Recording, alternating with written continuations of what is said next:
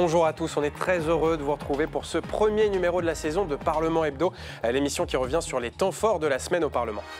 Et vous connaissez la formule, nous vous proposons un débat entre un sénateur et un député. Cette semaine, une sénatrice. Bonjour. Agnès Evren, vous êtes sénatrice Les Républicains de Paris et porte-parole des LR.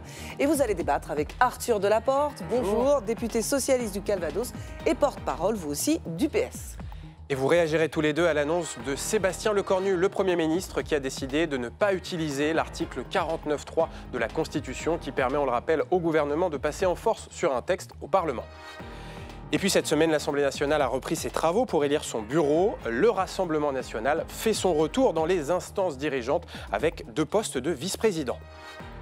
Et enfin, vous débattrez de la politique pénale de notre pays alors qu'un rapport du Sénat préconise de très courtes peines de prison chez les primo-délinquants. Mais d'abord, cette annonce surprise de Sébastien Lecornu qui s'est exprimé ce vendredi avant ses dernières consultations avec l'opposition. J'ai décidé de renoncer à l'article 49 alinéa 3 de la Constitution puisque cet article, au fond, permet au gouvernement d'interrompre les débats, d'engager la responsabilité du gouvernement et au gouvernement d'écrire la copie. Or, dans un Parlement qui fonctionne, dans un Parlement en plus qui a été renouvelé il y a plus d'1 an, qui ressemble aux Français, avec ses divisions, on ne peut pas passer en force et on ne peut pas contraindre son opposition. Arthur Delaporte, plus de passage en force du gouvernement, c'est une révolution. En tout cas, c'est ce que nous demandions et c'est un pas en avant vers un meilleur dialogue parlementaire. Mais ça ne peut pas être l'arbre qui cache la forêt. Je veux dire, c'est pas ça. Ça peut éloigner les menaces de censure. Ça peut éloigner pour Sébastien Lecornu, en effet, les menaces de censure, si c'est une renonciation unilatérale. Mais le problème, c'est que c'est pas ça qui va mettre du beurre dans les épinards. Et moi, je le dis aujourd'hui, le problème, c'est que Sébastien Lecornu, il a dit OK pour le 49.3, on y renonce, mais il a dit non à tout le reste. Et moi, ça me gêne beaucoup. On parlera de tout le reste dans la suite, mais quand même, chez les communistes, on entend Fabien Roussel qui dit on ne va pas censurer d'emblée un gouvernement qui renonce au 49.3. Vous êtes d'accord ? À l'heure où je vous parle, le Parti socialiste n'a pas encore pris sa décision. Nous nous en réunirons et nous déciderons ce que nous ferons, si nous censurons ou non. On avait dit que les 2 options étaient sur la table. Agnès Evren, renoncer au 49.3, c'est aussi affaiblir le gouvernement. Ben écoutez, c'est tout simple, c'est qu'en fait, il a tout simplement confirmé le fait que désormais le centre de gravité s'était déplacé vers le Parlement et que donc les députés, les sénateurs devront prendre leurs responsabilités parce que la France a besoin d'un gouvernement, la France a besoin d'un budget et la France a besoin surtout d'assainir ses finances publiques. Même sans 49.3 du coup. Écoutez, l'objectif, encore une fois, c'est de trouver des compromis. On a une Assemblée, il est vrai, totalement éclatée, totalement fragmentée. Donc, moi, je le dis en toute lucidité, ça va être très compliqué. Parce qu'on l'a vu la dernière fois lors du budget proposé par Michel Barnier, en fait, c'était la foire aux impôts. Et il n'était pas question pour la droite d'accepter 60 milliards d'augmentation de fiscalité votée et par la France Insoumise et par le Rassemblement national. Donc, il n'est pas question pour nous de se brader. Mais j'entends en effet le message du Premier ministre qui redonne la main aux parlementaires. Et donc nous, en tant que sénateurs, comptez bien sur nous avec Jean-François Husson pour faire passer nos messages. Le rapporteur général du budget au Sénat. Oui, absolument. Sur nos priorités, je peux vous en dire plus évidemment sur le contenu de la feuille de route que nous mettons sur la table. Arthur Delaporte, est-ce que ça vous paraît possible de faire adopter un budget à l'Assemblée nationale, 149.3, et de mettre tout le monde d'accord, une majorité sur un budget ? C'est compliqué, je le dis, hein, c'est compliqué, et parce que derrière, il y a aussi beaucoup d'autres outils de ce qu'on appelle le parlementarisme rationalisé. Il y a déjà des freins pour les parlementaires à faire de nouvelles dépenses, c'est ce qu'on appelle l'article 40. Donc on ne peut pas créer de nouvelles charges. Ce qui fait que c'est la copie initiale du gouvernement qui est discutée, mais si la copie est moins disante, eh ben, les députés ne peuvent pas être vraiment mieux disants. Ça, c'est un premier point.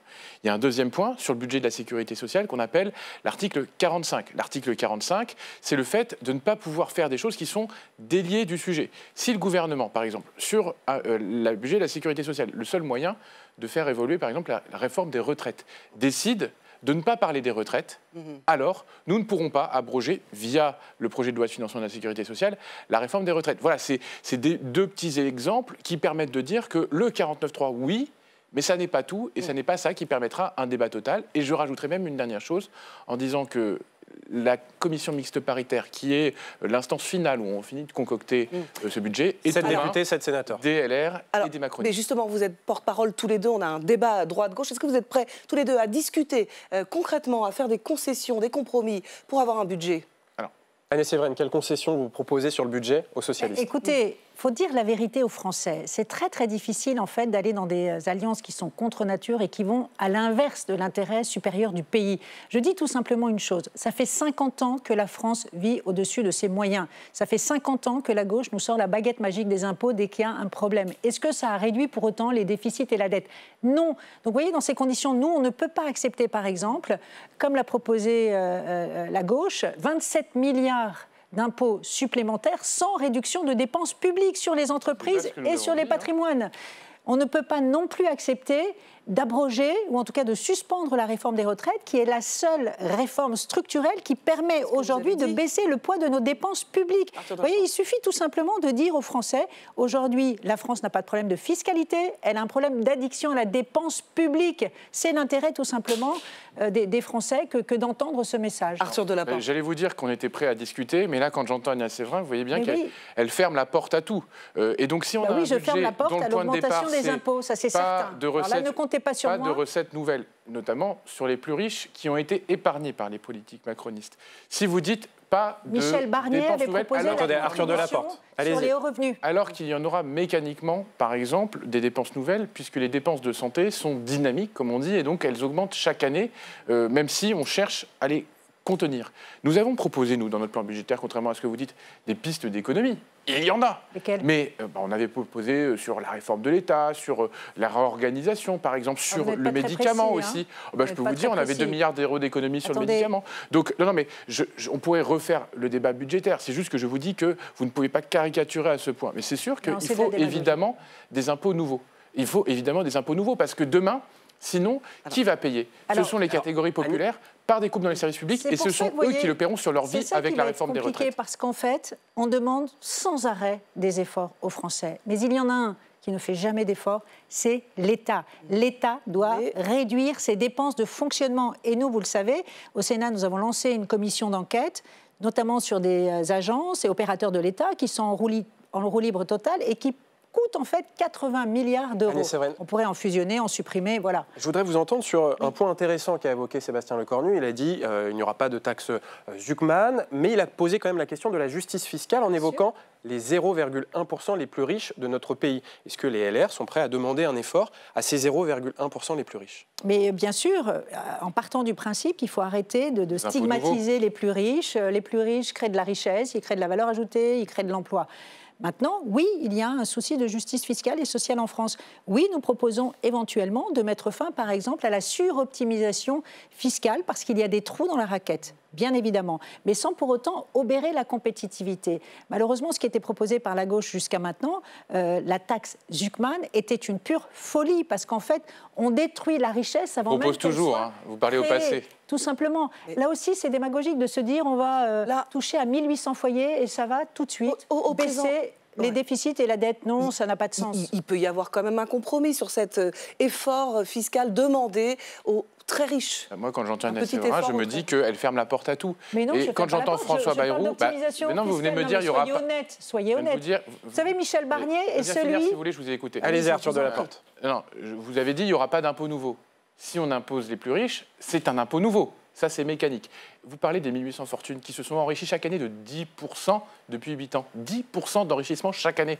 Et vous allez me dire qu'ils ne peuvent pas contribuer aujourd'hui à l'effort collectif. Ouais. Et je vous dis autre chose. C'est 2% que nous proposons sur la richesse des plus riches. C'est un impôt plancher. Ça veut dire que ça se substitue s'ils ont des stratégies d'optimisation fiscale.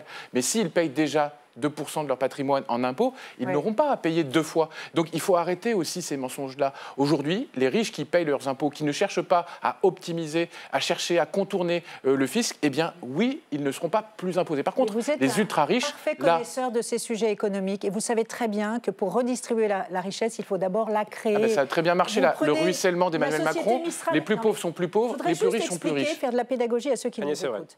La taxe Zuckman, elle va toucher indifféremment le patrimoine réel du patrimoine virtuel. C'est-à-dire que la valorisation de Mistral, c'est 11 milliards sur les marchés. Mais ça arrêter avec cet exemple-là. Qui entre dans la poche à chaque fois, des patrons. C'est 37 milliards de taxes. Ils n'ont pas les moyens de la payer. Le groupe Deezer l'a expliqué. Ils avaient des milliards et ils ont bénéficié en fait de la valorisation 17 ans après. Donc vous voyez, c'est un non-sens, c'est une pure arnaque. Je vais vous dire, simplement. C'est peut-être une exception l'exemple de Mistral. Zuckman. Nous, on a dit que évidemment que si Mistral n'avait pas la capacité de payer cet impôt, Ben voilà. on allait envisager Tout à des fait. mécanismes Alors, d'exemption. Donc il faut arrêter c'est de ça. présenter ça. Mais vous voyez, vous... Oui, mais soyez nuancés, là vous l'êtes. Et Mais ça, je suis j'apprécie. nuancé. Voilà, Je vous dis très que bien. la taxe Zuckman, c'est un principe, c'est un plancher, et il peut y avoir des mécanismes d'exemption ou d'impôts différés ou de prise de participation d'État. Tout peut se discuter. Mais vous Elle est dites non à tout. inapplicable de toute façon, Alors, elle est inapplicable qu'à inconstitutionnelle. En tout cas, puisqu'on annonce la fin, Sébastien Lecornu annonce qu'il n'y a plus de 49.3. Donc, est-ce que dans ces conditions, sans cet outil majeur de la Ve République, on peut espérer avoir un budget, donner un budget à la France avant la fin de l'année? Je l'espère sincèrement. Encore une fois, la droite, elle est du côté de la stabilité. Nous, ce que nous souhaitons, c'est 3 priorités. Nous avons donc mis sur la table une feuille de route et nous souhaitons qu'elle soit partagée avec le socle commun. Nous étions entrés, en fait, avec Michel Barnier au gouvernement pour une seule et bonne raison, c'était parce qu'on voulait éviter le chaos à la France. Et on est dans cet esprit de responsabilité. Mais on demande 3 choses. La première des choses, c'est la réduction des dépenses publiques et pas d'augmentation d'impôts. La deuxième, c'est qu'aujourd'hui, le travail doit être plus rémunérateur en France. Et donc, on propose la création d'une allocation sociale unique plafonnée à 70% du SMIC pour permettre que les revenus de l'allocation ne soient pas supérieurs aux revenus du travail. Valoriser le travail. Et en fait, sur les questions régaliennes, c'est important pour nous parce qu'il n'y avait rien en fait, proposé par Sébastien Lecornu sur l'immigration et la sécurité, le retour à l'autorité. Arthur Delaporte, on entend un socle commun qui est très dur sur le refus de toute augmentation d'impôts, en tout cas du côté de la droite. Est-ce que finalement la gauche ne va pas devoir faire des compromis avec le Rassemblement national sur un budget et sur de la justice fiscale? Alors moi, je ne fais pas de compromis. À la différence de ceux qui nous gouvernent aujourd'hui, je ne négocie rien avec le RN. Je rappelle quand même On va en parler. que, voilà, on va en parler, donc, mais je le dis quand même, ces gens-là, ceux qui sont à la tête de nos institutions, ont dealé avec le RN des postes. Jamais on ne négociera quoi que ce soit. Par contre, évidemment qu'il faut aller chercher des majorités dans l'Assemblée nationale. Nous, on était prêts, si on était au gouvernement, Ces gens-là, vous visez à qui? dialoguer. Je parle de ceux qui, Yael Braun-Pivet, Gabriel Attal, ont demandé à leurs députés de voter pour le RN et on négocie en échange de cela le vote du RN pour leur candidat, pour évincer la gauche des institutions de l'Assemblée.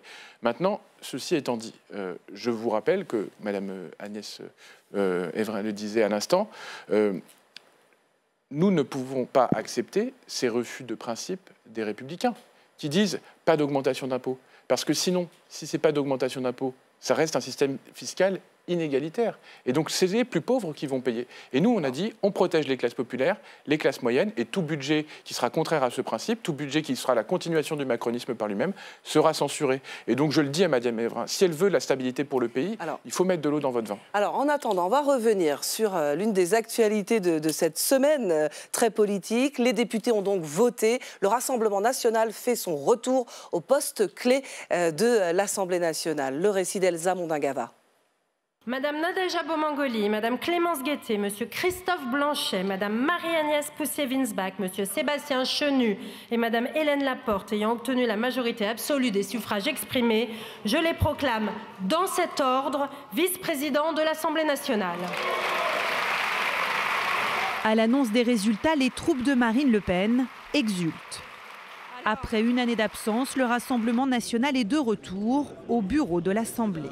Cette confiance, évidemment, qui nous est accordée n'est, je crois, que justice. Je remercie et je trouve normal que les députés des autres groupes trouvent logique qu'on soit représenté à notre juste valeur. C'était la situation inverse qui était une tambouille politique anormale.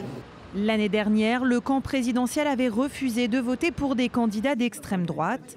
Cette fois, les députés du socle commun ont voté pour une liste bloquée de 6 noms, 2 de leur camp, 2 du Rassemblement national et 2 de la France insoumise. Il est important, comme le veut la présidente de l'Assemblée nationale, Yael Braun-Pivet, que l'ensemble des familles politiques puissent être représentées dans les instances de l'Assemblée nationale. Et force est de constater, c'est que jusqu'à présent, ce n'était pas le cas. Donc nous réparons simplement tous une incohérence aujourd'hui. La gauche, elle, ne voulait pas que le RN siège au sein de cette instance et dénonce une trahison du Front républicain. C'est un jour triste pour la République française, je crois. Pour la première fois, on a à l'Assemblée nationale le bloc central, la majorité présidentielle, vous appelez comme vous voulez, qui ont passé un deal avec le Rassemblement national et qui ont fait élire, dès le premier tour de scrutin, 2 vice-présidents Rassemblement national. On est à front renversé par rapport au vote des électeurs du mois de juillet dernier. La gauche perd ainsi la majorité au bureau. Agnès Evren, est-ce qu'il y a eu un deal à l'Assemblée nationale entre le socle commun et le Rassemblement national pour se partager les postes, les vice-présidences et les présidences de commission? Et quand bien même, Et quand bien même, aujourd'hui, je suis désolée, mais le Rassemblement national est le premier groupe d'opposition à l'Assemblée. C'est 11 millions d'électeurs. Moi, ça ne me choque pas, encore une fois, que l'Assemblée soit représentative, en fait, du nombre de députés, que ce soit proportionnel. Il faut arrêter de penser que le péril fasciste est de retour en France. Il n'y a pas un tiers d'électeurs qui sont fachos en France. Non, mais encore une fois, il faut les respecter. C'est 11 millions d'électeurs. Moi, je ne me place pas du point de vue de la moralité ou des valeurs. On a un groupe de 130 députés à l'Assemblée nationale. Ça représente 11 millions d'électeurs. Je ne vais pas insulter 11 millions d'électeurs, tout simplement. Donc c'est du pragmatisme. Voilà, c'est la démocratie représentative qui porte bien son nom. Arthur Delaporte, ce retour du RN au poste clé, c'est cohérent avec la représentation de l'Assemblée? D'une part, dénoncer le volte-face de la Macronie. Parce que l'an dernier, je vous rappelle que les mêmes, comme Prisca Thévenot, qui nous expliquent aujourd'hui que la démocratie, c'est bien d'avoir tout le monde, ont fait l'inverse.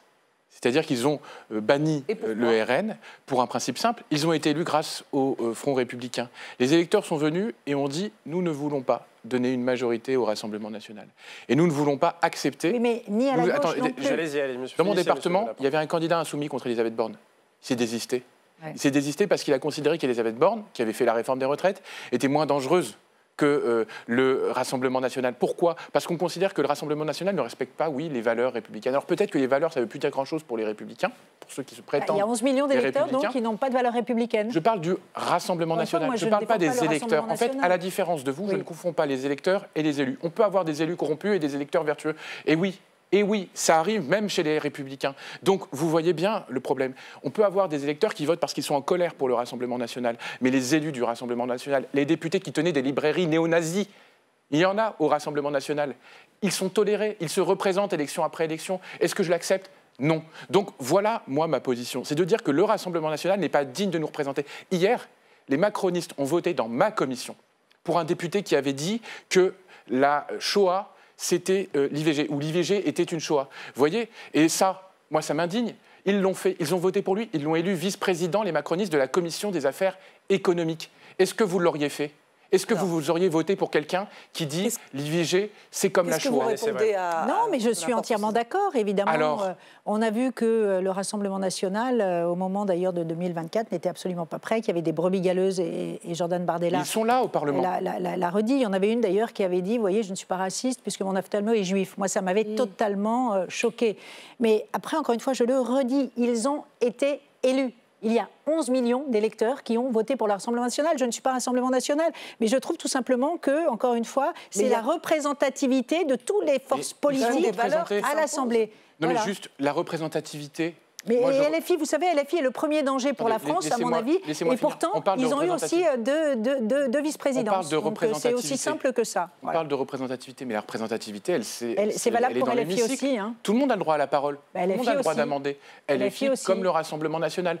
En revanche, je vous dis qu'il y a eu un Front républicain qui allait de la France insoumise jusqu'au LR. Il y a des LFI qui se sont retirés pour faire élire des LR. Vous auriez moins de députés aujourd'hui. Nous, c'est pas nous qui avons mis en place le Rassemblement, moi, je vous le dis, le Front républicain. Cette défense, ce principe du Front républicain qui était aussi celui des macronistes, a aujourd'hui été sabordé et oublié par ceux-là même qui sont au pouvoir et qui nous doivent d'être au pouvoir parce que nous sommes en partie retirés. C'est une trahison profonde, non seulement du pacte de l'élection de 2024, mais aussi des valeurs morales qui constituent le socle républicain depuis la fin de la Deuxième Guerre mondiale. Je le dis, il y a eu un mécanisme de cordon sanitaire. Il est valable en Belgique, il est valable en Allemagne, il est valable au Parlement européen. Et aujourd'hui en France, nous l'oublions. Pourquoi ? Parce que vous avez besoin du RN pour gouverner, parce que vous avez eu besoin du RN pour gagner des commissions. Fatia Kelouachi, qui était présidente de la commission des affaires culturelles, qui a fait un super travail, a été battue par LR, parce que le RN a voté massivement pour LR, parce que ce deal-là vous a permis d'évincer la gauche des commissions. Aujourd'hui, mais pas du tout. Attendez, vous savez, nous, on n'est pas dans la majorité présidentielle. Parce que LR et RN ont voté main dans la main avec les macronistes pour toutes les commissions. Vous parlez de représentativité, vous nous avez bénéficié de cet accord pour nous évincer. Alors, vous avez cette idée du Front républicain contre le parti, le Rassemblement national, finalement, au sein du socle commun, cette idée est morte? En tout cas, elle n'a jamais été appliquée par les Républicains. C'est plutôt la majorité présidentielle qui l'a appliquée. Moi, je pense que oui, elle est morte par définition parce que de toute façon, on n'a pas d'instruction à donner aux électeurs. Le peuple est souverain, tout simplement. Mais ce que je voudrais dire quand même à Arthur Delaporte, j'entends ce qu'il dit, mais il faut quand même aussi reconnaître qu'aujourd'hui, la gauche est minoritaire. Je veux dire, vous vous y êtes mis à 4 pour faire une coalition et cette coalition n'est pas arrivée en tête non plus. C'est ce que je dis. On est dans une tripartition qui bloque tout aujourd'hui à l'Assemblée. On va passer au dernier thème de débat de cette émission. On va parler de la politique pénale de notre pays, puisqu'une mission d'information du Sénat a remis cette semaine son rapport sur l'exécution des peines. Un rapport qui arrive en plein débat sur l'exécution immédiate de la peine de 5 ans de prison de Nicolas Sarkozy. Flora Sauvage. Adopté à l'unanimité par la commission des lois du Sénat, le rapport sur l'exécution des peines préconise le recours à des condamnations courtes tout en plaçant leur réinsertion au cœur du dispositif. Alors que 68% des Français estiment que la justice est laxiste, la surpopulation carcérale atteint des sommets. Les sénateurs proposent donc de mettre en place des peines de moins d'1 mois. Elles cibleraient les primo-délinquants majeurs ou mineurs pour faire baisser le taux de récidive. Un taux qui s'élève à 60%, 5 ans après la sortie de prison. Dès la première infraction, on dit stop, la société ne veut pas de ça. Le fait de tout de suite prévenir des limites que la société donne nous semble pouvoir être un bon signal. Hasard du calendrier, le rapport du Sénat intervient après la condamnation de Nicolas Sarkozy à 5 ans de prison avec exécution immédiate pour association de malfaiteurs dans l'affaire du financement libyen de sa compagne de 2007. Alors que l'ancien chef d'État y voit un bafouement de l'état de droit, les sénateurs ne trouvent rien à redire. L'exécution immédiate, c'est quelque chose qui est quasiment habituel pour nombre de peines, en particulier les peines de plus de 5 ans. On a une exécution immédiate à 80%, ce qui quand même veut bien dire que c'est le commun des mortels en fait. Parmi les autres pistes, les sénateurs préconisent de créer de véritables alternatives à la prison et de renforcer les moyens dédiés au suivi des détenus. Agnès Evren, il y a eu tout un débat sur l'exécution immédiate de la peine de prison de Nicolas Sarkozy. Mais quand on regarde ce rapport sénatorial, en fait, l'exécution immédiate, c'est normal. Absolument, c'est 88% en fait des peines quand il y a une peine de plus de 5 ans. Donc en fait, Nicolas Sarkozy n'est pas un cas isolé. Toutefois, c'est vrai que dans le cas de Nicolas Sarkozy, ça a été un peu surprenant puisqu'il a fait appel, il est présumé innocent et pourtant il va aller dormir en prison. Donc nous, ce qu'on demande chez les Républicains, c'est de mieux encadrer en fait l'exécution des peines quand il s'agit de personnalités, de personnes qui sont un danger pour la République, qui ont ou tué leur femme ou dans des cas extrêmement graves. Et j'ose espérer que ce sera entendu. Après, le rapport ne parlait pas du cas, évidemment, de Nicolas Sarkozy. On parlait, en fait, des peines alternatives qui sont aujourd'hui très peu suivies par manque de personnel pénitentiaire et qu'il y a aujourd'hui un échec cinglant, en fait, hélas, de l'exécution des peines liée tout simplement à la surpopulation carcérale. Arthur Delaporte, l'exécution provisoire ne pose pas de problème, on le voit avec ce rapport sénatorial. Et pourtant, quand on l'applique aux politiques, là, ça fait débat. Mais vous voyez ce paradoxe d'une droite qui s'est indignée pendant 10 jours d'une exécution provisoire et qui, dès lors qu'on se rend compte que c'est quelque chose qui est massif et qui touche la petite délinquance, là, ça ne pose pas de problème. Même quand des personnes... 80% des charges avaient été abonnées. Attendez, même quand... Non, mais on va pas revenir sur le procès Sarkozy, parce que je vous invite à le lire d'ailleurs, et j'invite tous les citoyens à aller lire la décision. Le jugement. Le jugement, il est accablant pour Nicolas Sarkozy. Donc il a mis en place un pacte corruptif, il a contribué à le mettre en place, il a été condamné, et la loi est dure, mais c'est la loi. Quand vous avez des personnes qui sont présumées innocentes, par exemple, vous êtes accusé de meurtre, vous êtes quand même présumé innocent, même si vous faites appel. Et pourtant, vous pouvez dormir derrière les barreaux. Donc en fait, à un moment, je veux dire, la loi, elle doit être la même pour tous, pour Nicolas Sarkozy, comme pour les autres. Et d'ailleurs, Nicolas Sarkozy, il va aller en prison, il va demander un aménagement de peine, et il est très probable, vu qu'il remplit un certain nombre de conditions de représentation, qu'il obtienne un aménagement de peine. Donc il faut arrêter de faire pleurer dans les chaumières sur le cas de Nicolas Sarkozy ou sur le cas de Marine Le Pen, parce que imaginez qu'elle puisse se présenter alors qu'elle a été condamnée de façon temporaire à une élection présidentielle, et qu'elle le soit alors qu'elle est devenue, mettons, je ne le souhaite pas, et je crois que ça n'arrivera pas, mais malgré tout, président de la République, on sera bien embêté là. Donc les Républicains sont favorables à un changement de la loi sur l'exécution immédiate oui, des peines. Qu'elle soit mieux encadrée pour permettre tout simplement de s'ajuster en fait au délit qui a été commis. C'est vrai qu'on a été un peu étonné du quantum de la peine. 5 ans ferme alors que 80% des charges ont été abandonnées, c'est assez surprenant. C'est encore des charges gravissimes. Je suis désolé, mais enfin voilà, président de la République, je le dis, même si c'est pas le sujet du rapport, on doit être exemplaire quand on est candidat à un mandat public. 20% de condamnation sur de l'argent libyen qui arrive dans des valises, qui se retrouve sur les comptes des proches du président de la République. Mais moi, vous voyez, moi, ça me choque, et je crois que je ne suis pas le seul à être choqué par ce type. Et une dernière question sur l'une des mesures de ce rapport. Des très courtes peines de prison, 15 jours, pour créer un choc, une prise de conscience chez les primo-délinquants. C'est indispensable pour créer en effet un électrochoc en fait, sur des jeunes, par exemple, qui ont commis une faute. En général, ils sont jugés 1 an après, ils sont parfois réinsérés. Et là, ce serait immédiat et ça permet de lutter contre la récidive aussi. Pour ou contre les courtes peines? Alors, moi, je n'ai pas lu ce rapport. Ce que disent les spécialistes, c'est qu'on a plutôt tendance à favoriser les mesures de réinsertion, que c'est beaucoup plus efficace, que la prison, et notamment les premiers jours en prison, peuvent être déflagrateurs pour un certain nombre de personnes. Donc, il faut faire extrêmement attention à ça. Et surtout, le vrai combat, c'est de lutter contre la surpopulation carcérale qui explose. Et le risque des courtes peines, c'est de faire encore exploser la surpopulation. Eh bien, ce sera le mot de la fin. Merci à vous deux d'avoir participé à ce débat animé.